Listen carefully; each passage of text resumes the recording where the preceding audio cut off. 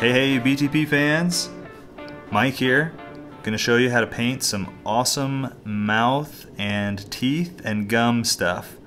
So here we go. I'm gonna use a couple of specialty items. I'm using a wash from Games Workshop and I'm using a gloss varnish from Vallejo. First, what I'm gonna do is I'm gonna take my dark red, this is cavalry brown,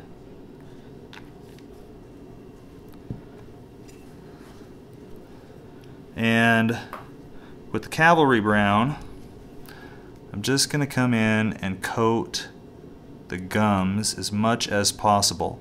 It's a little bit tricky on this guy because his eye is close right there, but I'm going to coat those gums with the cavalry brown or any other kind of like very saturated color. So any kind of a brightly colored brown, or sorry, we're dealing with police sirens here. Not in the studio, just the rest of the town. We are still functioning like normal. But yeah, to get over the black, I've got to use a very saturated color. So I'm using this cavalry brown, and I love this color. Come around and paint some more of it.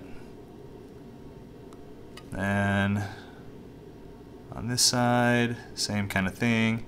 And if you end up getting the teeth, not a big deal because those are going to be painted over in just a minute or two.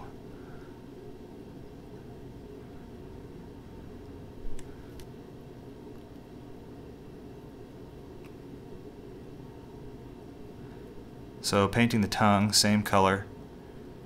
This is just to get down a base layer of everything else that will be on top of it. The rest of the color's on top of it. Pretty good. Then I'm going to put the actual red on top. For that, I'm going to use this fire red color. And I don't need very much.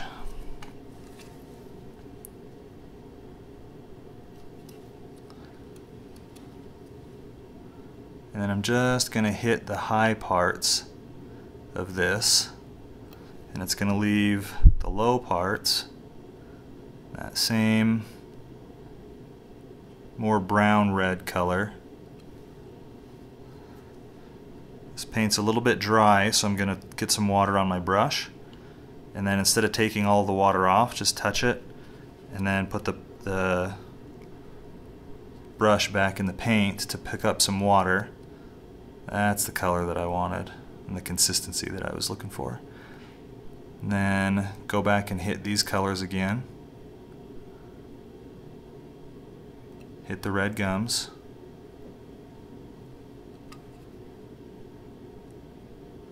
It also helps if your miniature doesn't have giant horns sticking out of the face.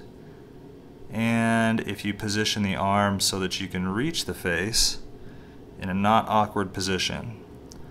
Something to pay attention to maybe when you're building your miniatures.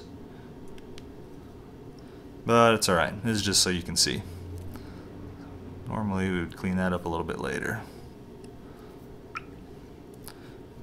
Okay, that's pretty much it for the base coats. I'd go over and do another highlight again. We're going to let this dry, so we're going to move on to the teeth. For the teeth, I will use two colors. I've got a medium brown. So I'm going to paint the tooth on the bottom that medium brown color.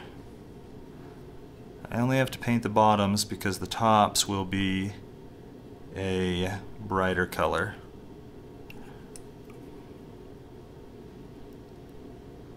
Usually I'll work from the bottom out on teeth, like the root of the tooth towards the pointy part of the tooth. And also I'm going to try to just paint the tooth, avoid the gum, and not get anything that might be sculpted behind the tooth.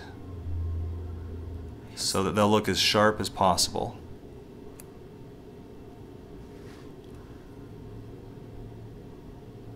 And then on the bottom here, we'll go through, let me turn this so it might be easier to see, working upside down.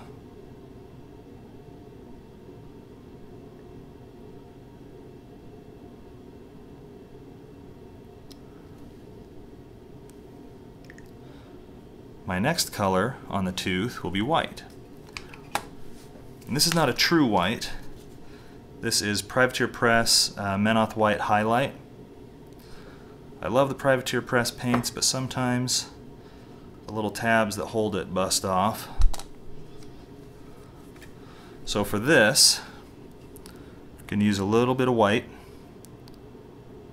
and I'm going to again start at the root end of the tooth and brush towards the top.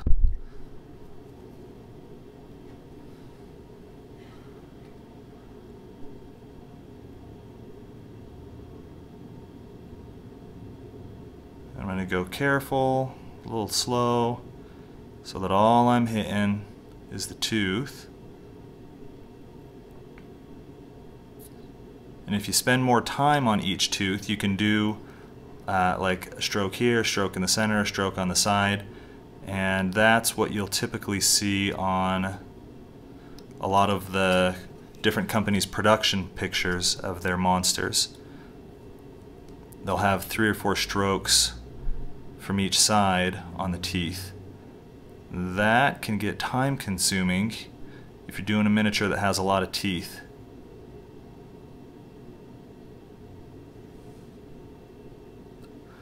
So there's the teeth with the brown root and the gums. The only thing I'm going to do left, or do next on this, for the mouth, I'm going to use the wash. This is a brown wash. Going to get kind of a lot. And I'm going to take this on all of the parts of the gums, brush it into the recesses there, and then just a little bit on the teeth, not the parts that I just painted, but the parts that are kind of attached to the gums. And then I'm also going to use this to clean up anything that I may have, like any of the white or brown paint that I may have dragged onto an additional tooth or the gaps between or something. This wash will cover any of that. Paint the tongue the same with this to give it a little bit of definition underneath, maybe on the side. So that's what we got right now. The only problem with using these washes is you gotta wait for them to dry. So we will be back. Alright, I pulled out a little bit of the gloss varnish, and this is still drying a little bit. It'll be alright. But that gloss varnish comes out looking a little bit milky, and with the gloss varnish I never put it straight on because it goes on really thick and really heavy. So I'll wet my brush down and then mix it with a little bit of the gloss varnish. I'll pull up some of the gloss varnish on my brush and then brush it over the gums, anything else that I want to look very reflective-y. And I don't so much want the teeth to have a reflection, just the gums. So it puts that milky color into all of the crevices, and when it dries, it will dry very, very clear and very bright and very reflective-y. Another thing to pay attention to whenever you're using these varnishes is to clean out your brush really well, because this varnish dries very hard, and if you don't clean out your brush really well, sometimes I like to rub the brush on the side of the water jar. Adds a little bit more friction, seems to help clean it a little better as I spin it. But clean your brushes out really well after you use a varnish, rinse them really well, and it will have the effect that you want. So here it is with the varnish dry, but it doesn't look dry and that's the point. It still looks very reflective when you use the gloss varnish as a final coat for your painting. So that's the effect that we want, was shiny gums, and there it is.